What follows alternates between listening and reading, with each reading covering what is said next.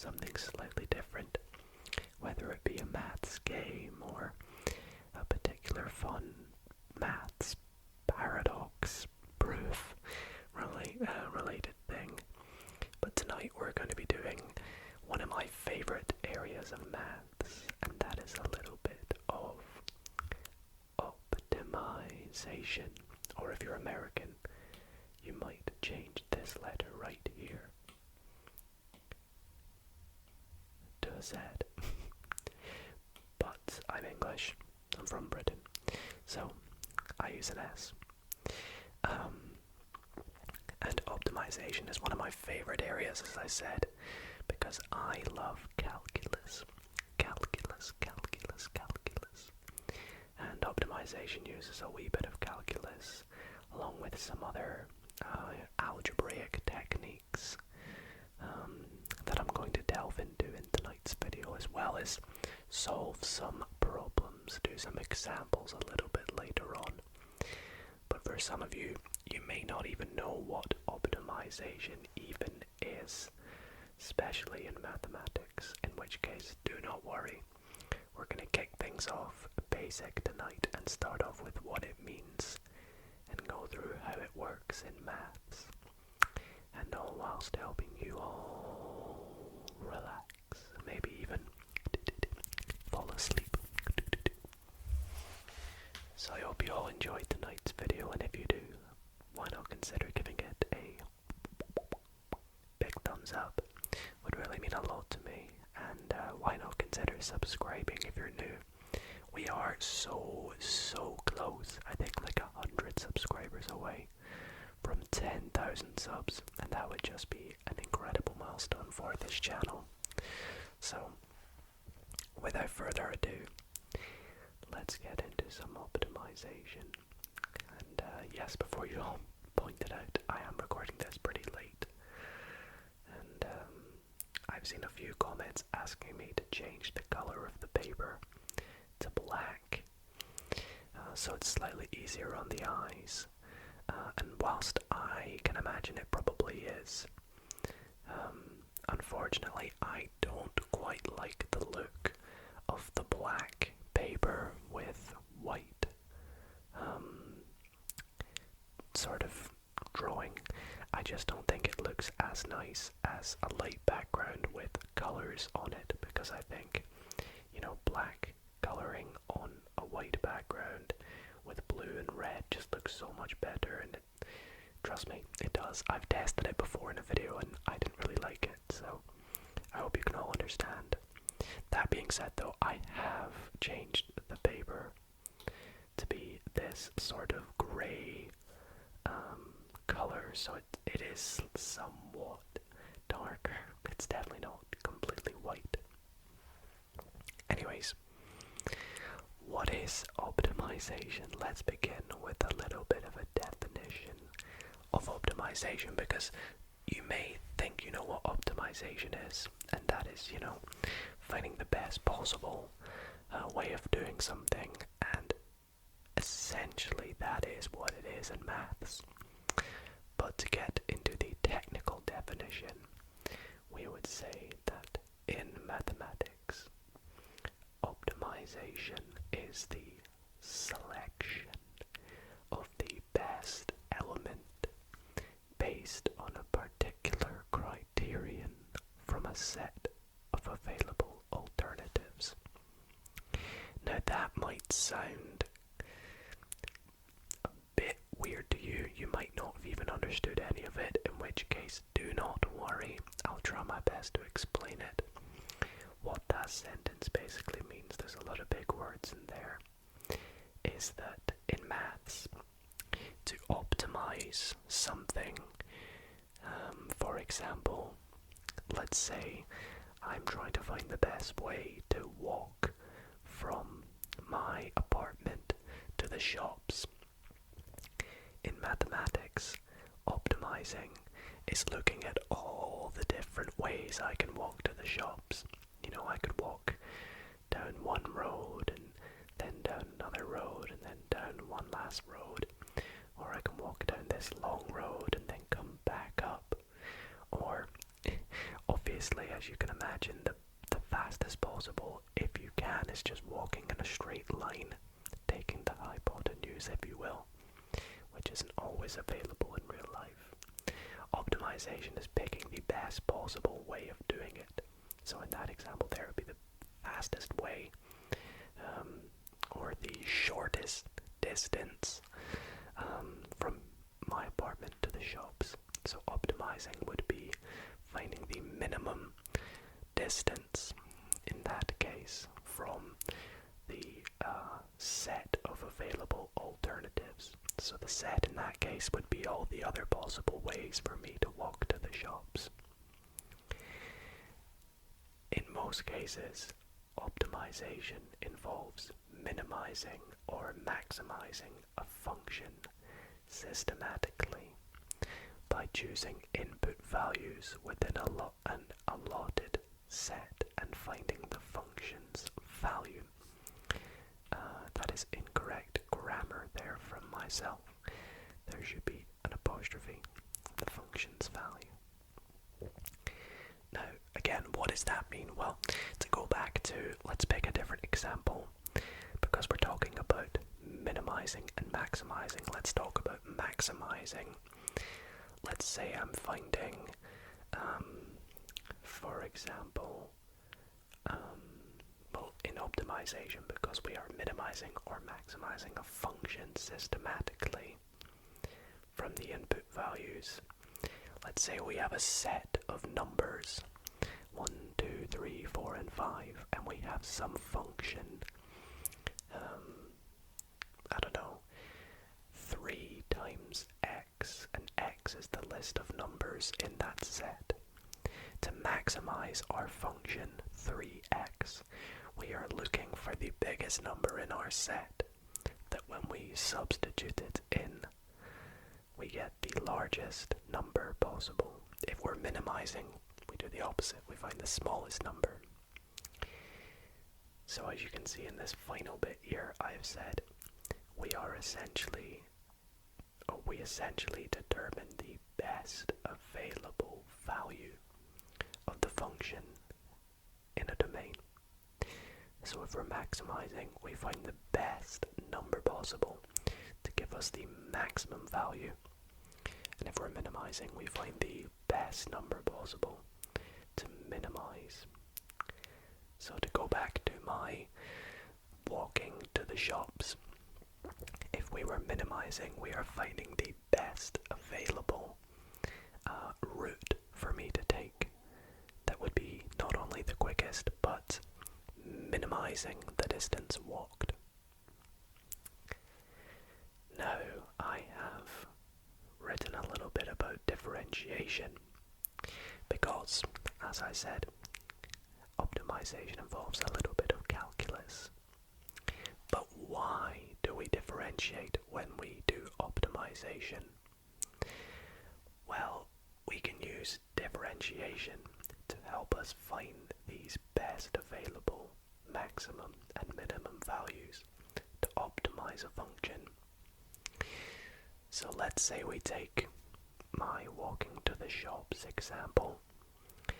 We could plot or graph the different directions that I could take, and then we want to find the direction that I take where it gives me the shortest path that I'm taking, and that's usually done by graphing, and that's, as you can see, coming up. But I've put a little bit of a reminder about what we do when we differentiate in this little box. If you do not know what differentiation is, I highly recommend you check out my video I did on differentiation a while back. I'll pop a link in the description or up on the screen right now. It's a nice long video with some good examples as well. But to differentiate, we take our variable and we multiply it by its power, and we decrease the power by 1. So standard x to the n, when differentiated, would become n x to the n minus 1. Now I have this example down here where we have some sort of function that is graphed on my axes here. Now I have no idea what this function is, so I've just called it f of x. So y is equal to f of x. Now if we are minimizing or maximizing our function, we are looking for the points on our function where it is at its minimum and where it's at its maximum. So I've looked here and found that the minimum point on the curve, or I don't even know what this is, this function, is at its minimum down here when x is equal to 2. And I've also seen it's at its maximum when x is equal to 5. So we could say that we minimize our function y equals f of x when x is equal to. Now, what does that give us when we do it? Well, we would substitute it into our equation. Y is equal to f of x, and as you can see in our output, it gives y as 1. And I'm just showing you here, I'll do a little dotted line. When x is 2, y is 1. And similarly with the maximum, we can see that it is at its highest when x is 4. So the maximum is x equals 4. And that gives us, let's take a look, when it's 4 it goes to 5. No, it's not completely straight, but just pretend it is. So when it is 4, our function gives a maximum at 5. Now this is a part of the graph. The graph, as you can see, does extend both ways. But the way I have taken this particular part just shows that at this point on the graph, on the function, we have a maximum at x equals 4, and we have a minimum at x equals 2. And they give, in the set of values, the set is x, a domain of 1 and 5 respectively. Now these points are very special. We call these points stationary points. Stationary means to be still, to not be moving. Hence, why the point here is at a point at which the curve, if you will, is turning. Sometimes we call them turning points as well. So the graph at this point, where x is 2, is turning. It is at the very tip, right there, where it is switching from going down to up, or if you will, from a negative gradient to a positive gradient. So if this is a negative gradient and this is a positive gradient, what do you reckon the gradient is at the turning point? If you said 0, you would be absolutely correct. Similarly, with the turning points at a maximum, we have it increasing as we approach. As we leave, it is decreasing, and at the turning point, it is 0, the gradient. Now, as you can see, I've put here, at the stationary points, dy by dx is equal to 0, and what that basically means is if you differentiate at that point, you should get 0, and that is kind of proving the idea of the fact that the gradient is 0 at that point, because of course the gradient at a particular point on a curve is just the derivative at that point. So with that being said, we're going to move on to some examples now. And you'll have to excuse that.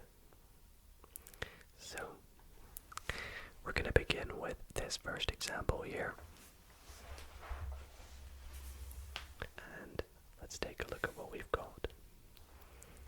So this example says, a design for a new grain container is in the shape of a cylinder with a hemispherical roof and a flat circular base. The radius of the cylinder is r meters and the height is h meters. The volume of the cylindrical part needs to be 100 cubic meters. Now this question is a double-parter. We have a little diagram, as you can see. It says, given that the curved surface area of a hemisphere of a radius r is 2 pi r, show that the surface area of the metal needed to build the grain container is given by area equals 200 divided by r plus 3 pi r squared square meters. Quite a wordy question, and optimization questions often are very wordy. I'm just going to straighten up the camera a little bit here. And that's not even it. Part B says, determine the value of R, which minimises the amount of metal needed to build the container. So as you can see, this question, optimizes the grain container by working out the minimum amount of metal needed to make it. Because as you can imagine, when companies produce something, they're not wanting to use lots and lots and lots of materials to build one thing. They'll want to use the minimum possible so that they can produce more. So, let's give this question a bash. Now, for the first part, we are trying to work out the surface area of this shape, basically. We'll ignore the fact that it's a grain container. And we are told that the volume is 100 cubic meters. Now, I noticed that the surface area is in terms of R. It's not in terms of H. So, when we work out the surface area, I'm assuming we're going to get H, but we need to try and work out a way to get rid of H. So let's begin this. If we take a look at a cylinder, you will notice that it is made up of a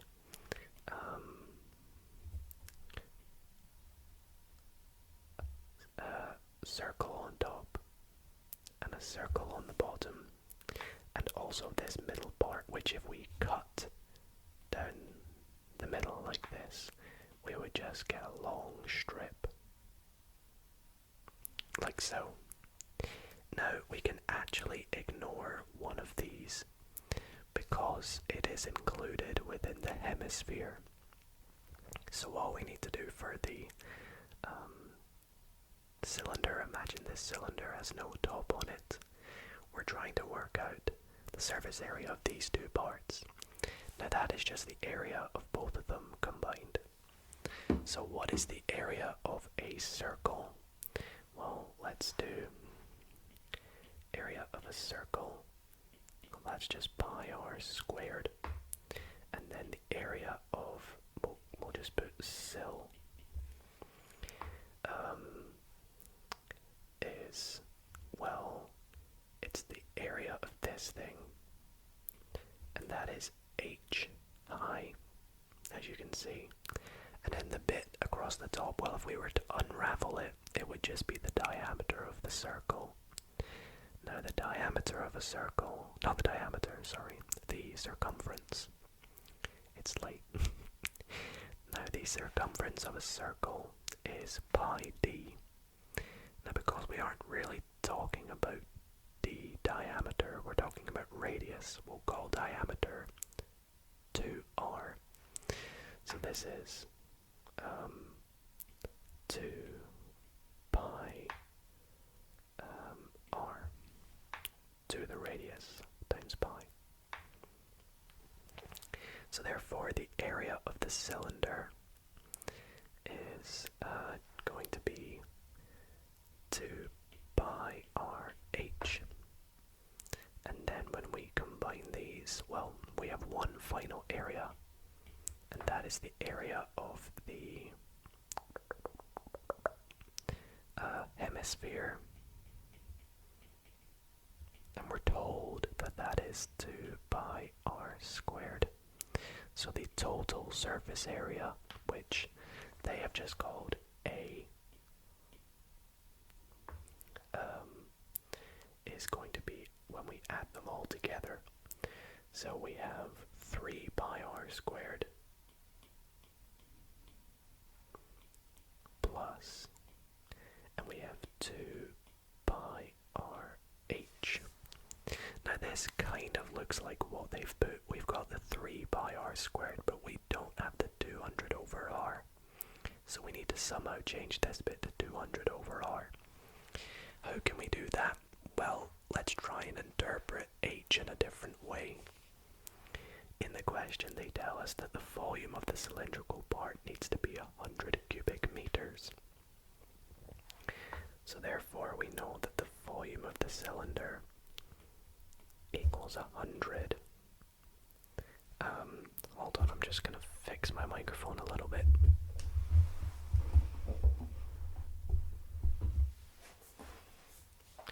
Just making it easier for me to write. The tripod's in the way a little bit. And the area, or the volume of a cylinder, is pi r squared h. So now we have a formula. We have pi r squared h equals 100. If we can rearrange for h, then we can substitute that into our area. And this is pretty easy to do. We just divide both sides by pi r squared.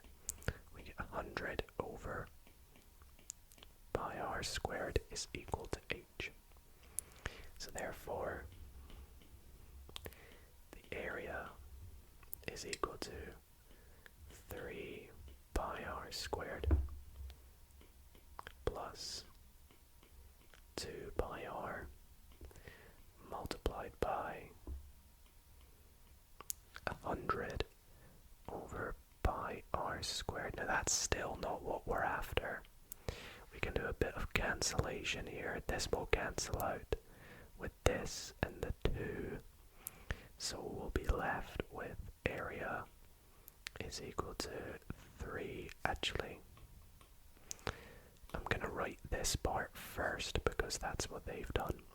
So we'll have 2 times 100 is 200 divided by, we've just got 1 r left, plus 3 pi r squared, square meters.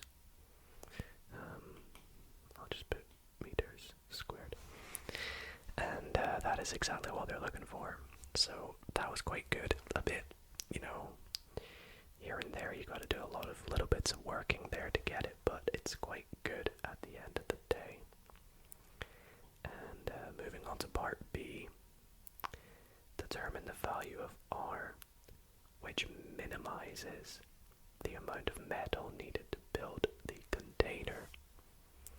So we have this area, which is of course the metal, and we're trying to look at what value can we make R, which when we substitute it into this equation will give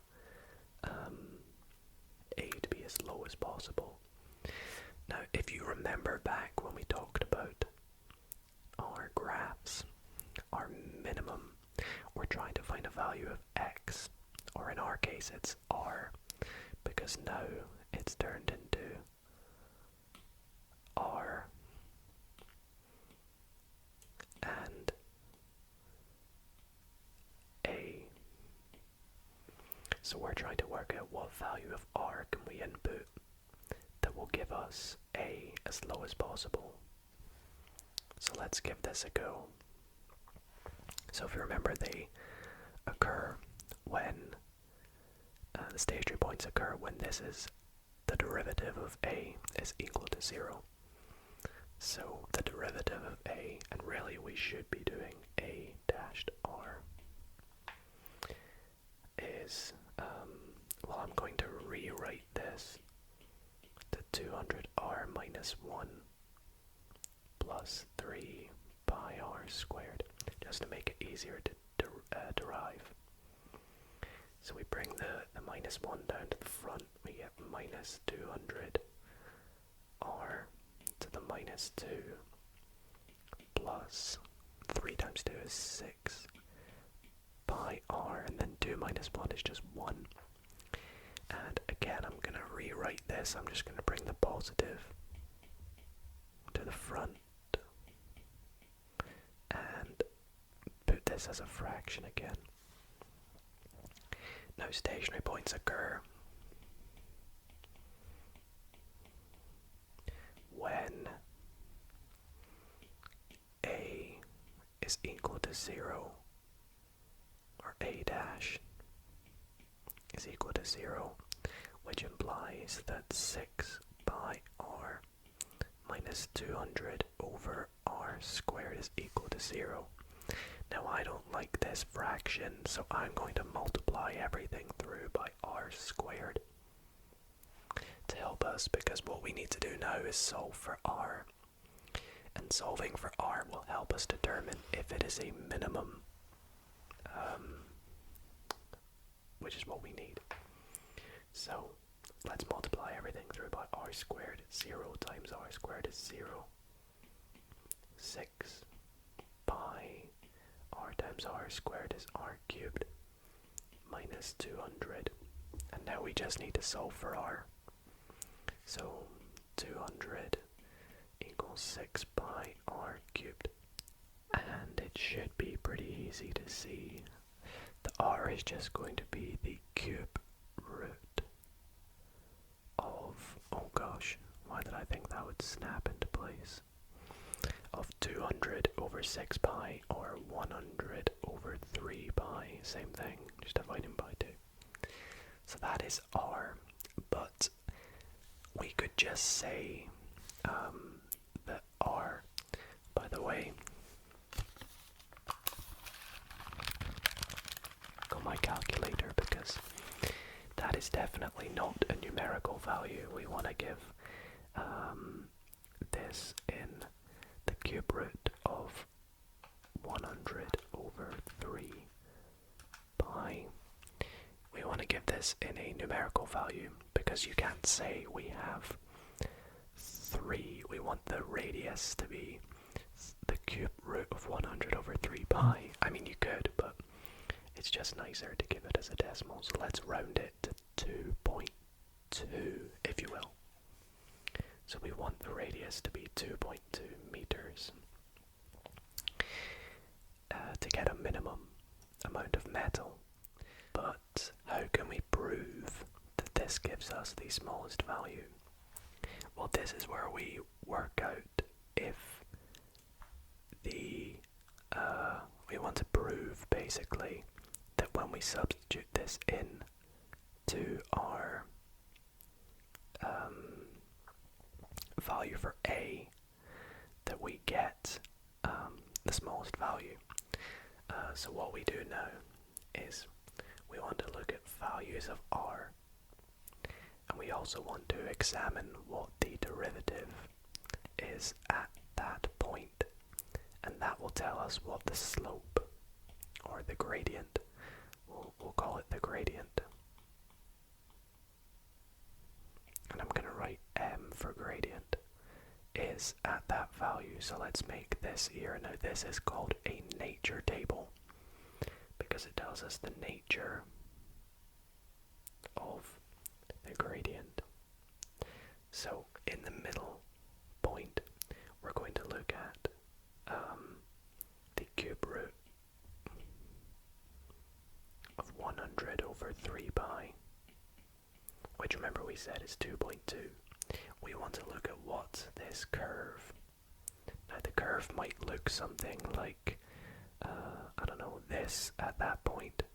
Well, it's a minimum, so we hope it's going to look like this. And this point here on the x coordinate is the cube root of 100 over 3 pi. We want to look at a value just before it and a value just after it to see if the gradient is negative and positive. Remember, we talked about this earlier.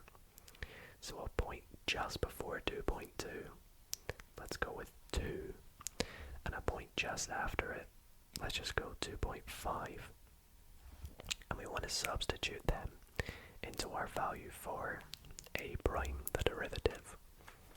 So we're going to set this equal to a on my calculator. Let's go the cube root of 100 over 3 pi. How do I do it again? I've forgotten how to do it. Is it this? I thought I'd go shift alpha 6 or something like that. Like if I want to set 6, I go shift alpha. Maybe not. Either way, what I'm going to do is input into 6 pi r cubed minus 200. Yup. So, in r cubed,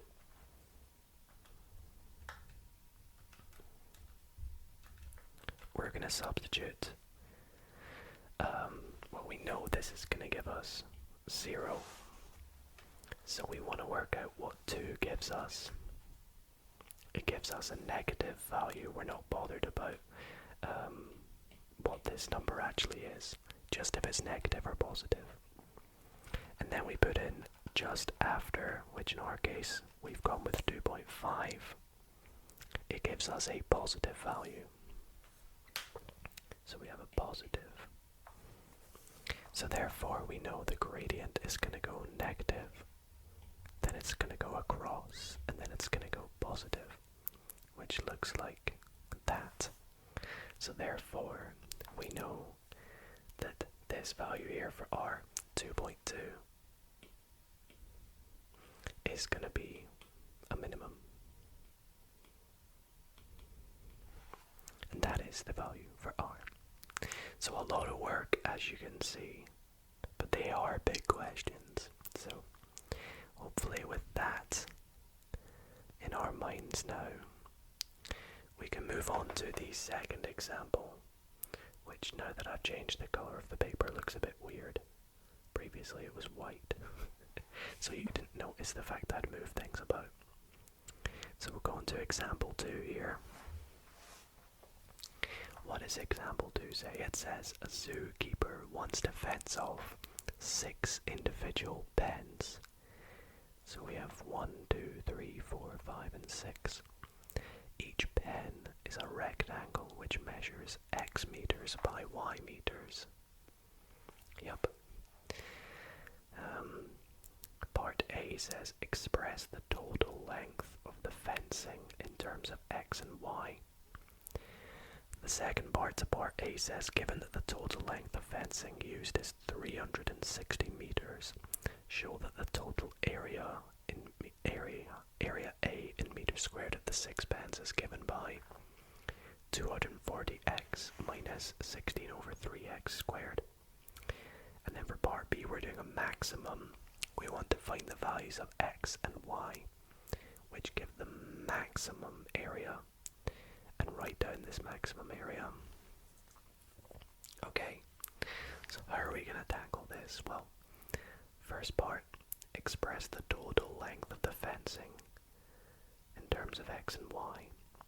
Okay, so this is a bit of a tricky one, because the fencing is all the way around, and then it's also this line in the middle, plus these 3 lines, or these 4 lines if you will. So if we take a box, an individual box, it's x, x, y, y. So it's 2y plus 2x. But then for the next box, it's not the same. It's x, x, and y, because one x is already used up. So let's take a look. So the total length of the fencing, we'll call it length. We have 1, 2, 3, 4, 5, 6, 7, 8x. And then the y's, we have 1, 2, 3, 4, 5, 6, 7, 8, 9. 9y. So I hope you can see that. And that's the first part. The second part says, given that the total length of the fencing used is 360 meters, show that the total area of the sixpence is given by that. So let's take a look here. The total length, 360, is equal to 8x plus 9y.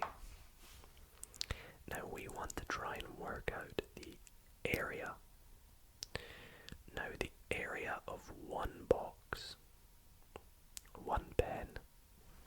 So the area of a pen is x times y. So the area of all 6 pens is going to just be 6xy. Actually, you know what? I'll keep this as an area of a pen is xy. So the area of all the pens, I'll just put PS, is equal to 6xy.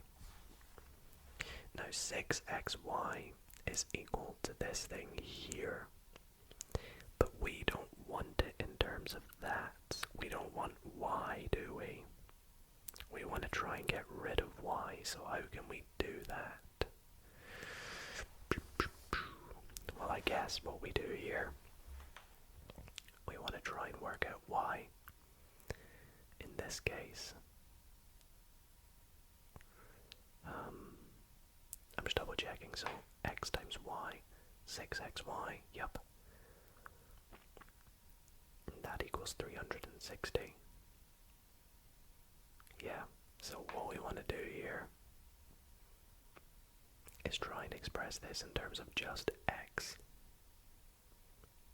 And the length of the fencing is this. So if we can work out what y is, in this example here, so 360 is equal to 8x plus 9y, we're just solving for y. So we have 360 minus 8x is equal to 9y.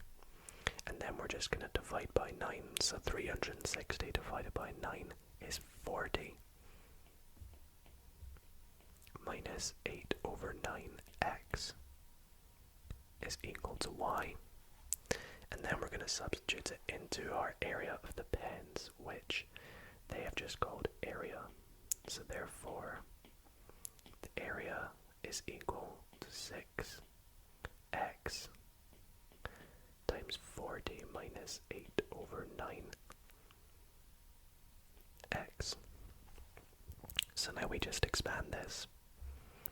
So 6x times 40 is 240x. So we've got the first bit.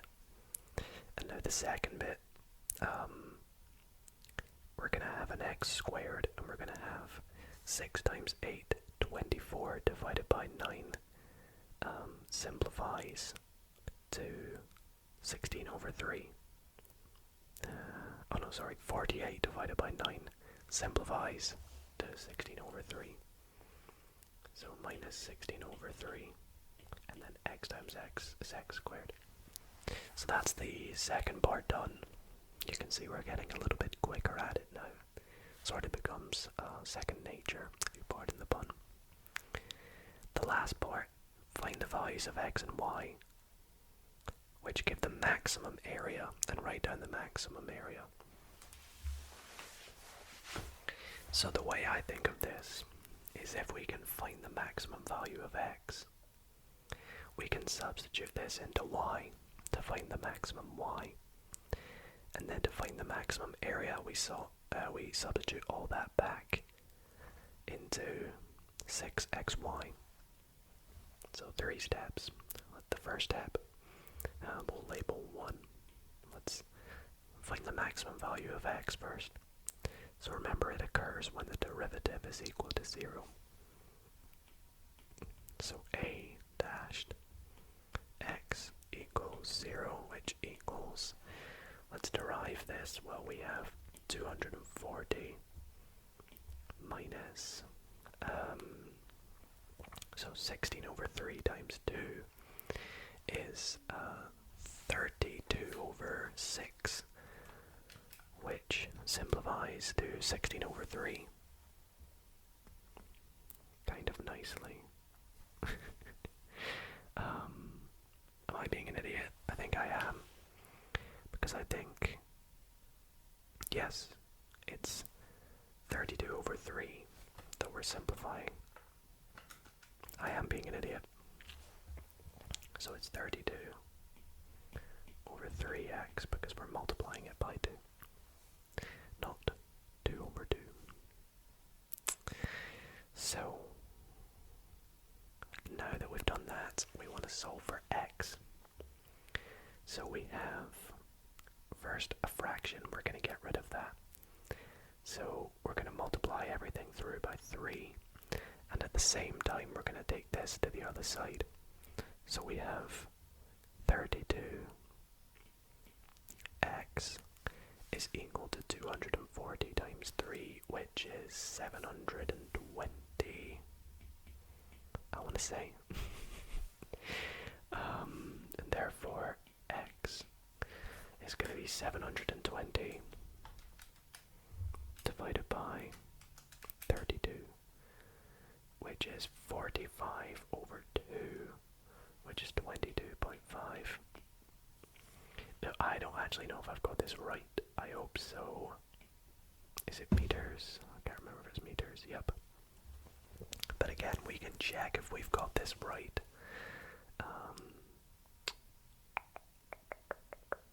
And we can check that by doing our nature table. So let's do x. We have area, and then we have the gradient. So we want to look at a value just before 22.5. Let's go 22. Then we want to look at 22.5 and then a number just after. Let's say 23. And we're going to substitute that into our area prime, our derivative. So that is 240 subtract 32 over 3 times x, and the first one we're looking at is 22.5. That gives 0 as we expected. Now let's look at 22. It's a positive number. Remember, we don't care about what the actual number is, just if it's positive or negative. And then we want a number just after, and as we can see, it is negative. So therefore it's going to go positive, flat, negative. So therefore it is a maximum when x is equal to 22.5. But what is y? Well, y, we want to substitute this in. So y is equal to 40 minus 8 over 9, 22.5, which equals 40 minus 8 over 9 times 22.5, which is 20,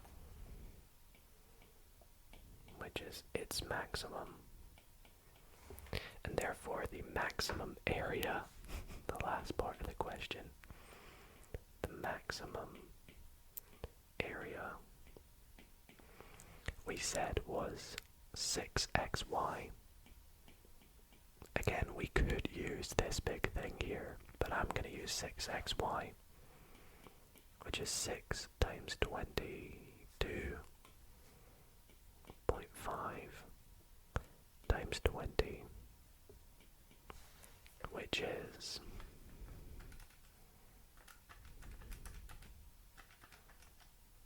2,700 meters squared. So again, a very big question, a lot of work done, but you know, this time we were using, instead of volume and area, we were using perimeter and area. So it sort of changes for each question. And this time our optimization was optimizing the maximum area that we can enclose in our pens with a given amount of length, which, as you can imagine, the more area you want. So, right, well everybody, that is going to be it for tonight's video. I hope you enjoyed learning a little bit about optimization and the problems that we did along with it too. If you did enjoy, why not consider leaving it a big thumbs up, and be sure to subscribe if you're not already to help us reach 10,000 subscribers. And if you want to see more videos like this, please let me know in the comments what kind of sort of areas in maths you'd like to see me cover, and I'll try my best to do as many as possible. So yeah, thank you all so much for watching. I hope you all sleep well, have a great rest of your day, night, whatever time it is for you, and I'll see you all in the next video. Good night, everyone.